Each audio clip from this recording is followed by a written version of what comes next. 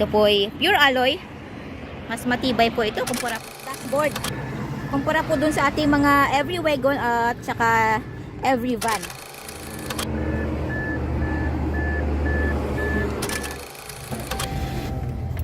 Yan. Cup holder. Yan, river. Power mirror. Nilain natin ito, then fold. Ayan. On every van, yung kanilang makina po is nasa under seat.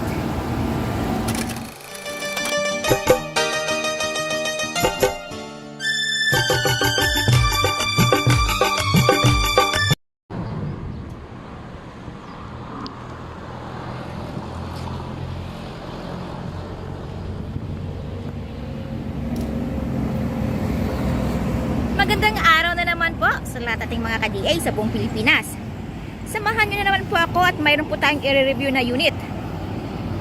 Sa mga baguhan po at hindi pa po nakapag-subscribe sa aming YouTube channel, paki-like, share, and subscribe sa aming YouTube channel. At huwag po nating kaligtaang pindutin ang bell icon para ma-notify po kayo ni YouTube sa aming mga latest video updates. So ngayong araw po mayroon po tayong Mazda AZ Wagon. Kung sa Suzuki po ito po ay Wagon R. Pero manufactured po ito ng Mazda. So ito po ay AZ Wagon. Pero lahat po ng parts nito ay Suzuki din po. Ayan. Meron po siyang original mags. Ito po ay pure alloy. Mas matibay po ito kumpara po sa ating mga brand new. Ayan, check natin sa loob. Ayan. So ito din po ay 660cc, 12 bulbs, K60 engine. So ayan, mas malapad po yung kanyang dashboard kumpara po dun sa ating mga every wagon at saka every van. Siyempre naka-captain seat, original po yung seat niya.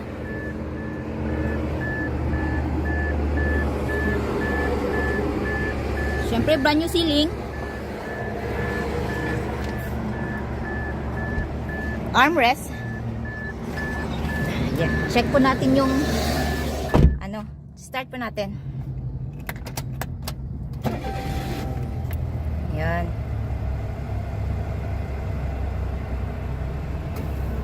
So, ito po yung mayroong LCD touchscreen at saka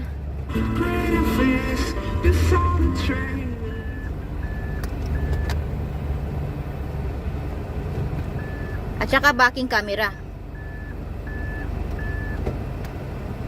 Ayan. So ayan, nandito po yung kanyang LCD touchscreen remote. So mayroon dito mga lagayan. Syempre mayroon po siyang cup holder or bottle holder. Mayroon din po sa kabila. Ayan. Ito po ay nasa automatic transmission. Ang gear po niya is nasa dashboard. Siyempre yung ating park, reverse, neutral. Saka pansin po natin sa mga Wagon R or sa AZ Wagon, 2 lang po. Wala po yung L. Yung low drive, ito po yung second drive. Pero meron po siyang OD dito. Ito yung button.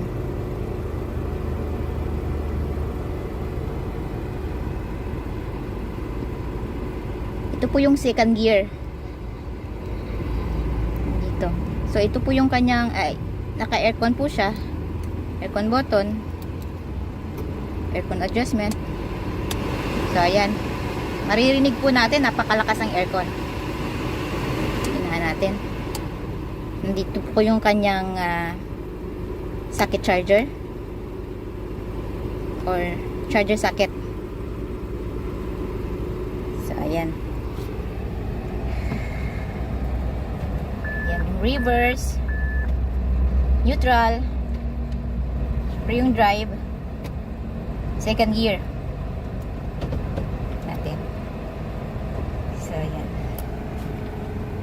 So ito po ay power window, power mirror,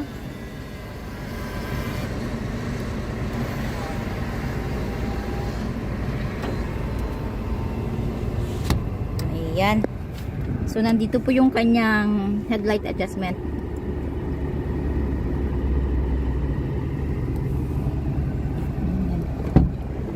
Nandito din po yung kanyang foot brake. Ingat po tayo pag if ever po in-engage po natin yung ating foot brake, wag po natin kalimutang i-release po. Dahil maaari po nitong sirain yung ating engine at saka yung transmission. Kaya be careful po tayo. So nandito po yung kanyang gasoline tank. Ayan, dito po. Check po natin yung second row. So ayan, napakalapad po ng second row. Ayan. So folded din po ito, yung seat. Andito po yung kanyang button. So hihilain natin ito, then fold. Ayan. Balik natin. So mayroon po siyang lagayan dito. Ayan. Yung cup holder or bottle holder nandito. Ito po yung ating child's lock. Lock, unlock.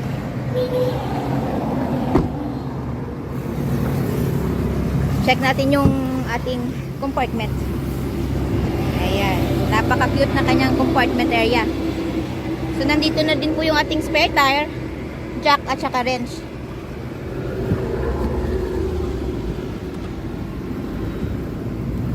So, ayan. Available po tayo sa made-to-order basis. We require as low as 25,000 pesos na down payment para po masimulan namin ang inyong mga unit. At ang balance, upon unit pulled out, kasama na din po sa list of inclusion natin yung ating free spare tire, jack at saka wrench.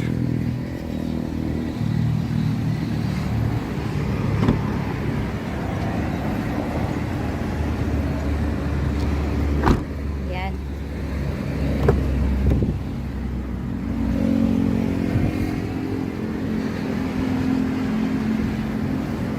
So upon pulled out ng unit po, kasama na po dun yung ating original OR and CR, which is directly under buyer's name as first owner sa Pilipinas. So less hassle, less worry po dahil nakapangalan na po sa atin yung ating mga unit. At may pagkakataon din pong pumili ang buyer ng kanyang paboritong kulay. And we use a sulfate material para po sa long lasting shine ng ating mga unit. And we do shipping din po nationwide. Port to port na po tayo. At syempre yung ating shipping fee, shoulder po yun ng buyer. Ayan. So ipapakita ko po pala sa inyo yung makina. Yung makina po ng ating unit ay nasa hood. Ayan. So nandito po yung kanyang button. Ayan.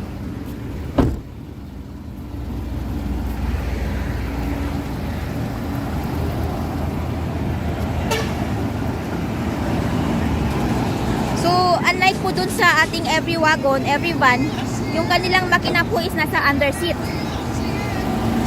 Underseat po ng driver side. Ayan.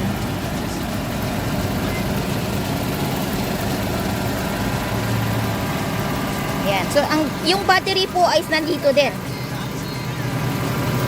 So, kasama sa list of inclusion natin yung brand new battery.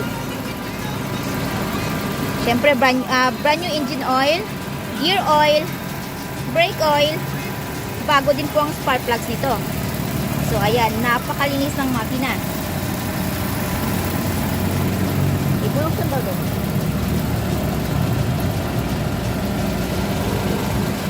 Ayan.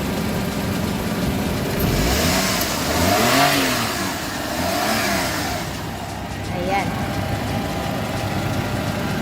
So, ito yung makina.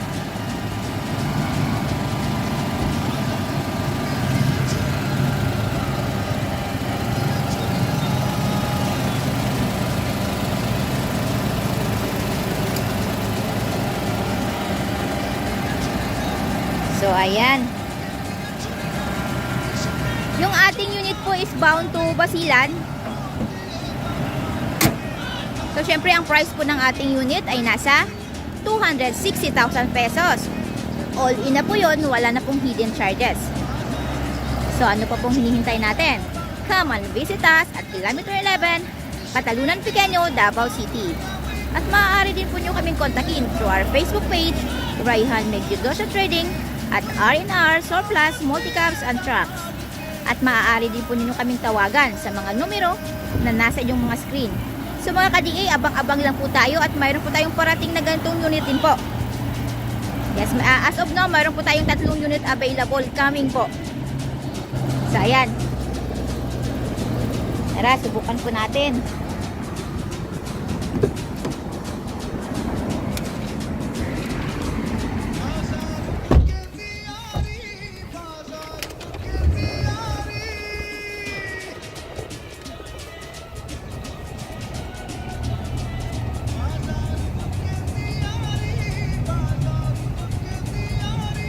So, ulitin ko po, please like, share, and subscribe sa aming YouTube channel, Multicab TV.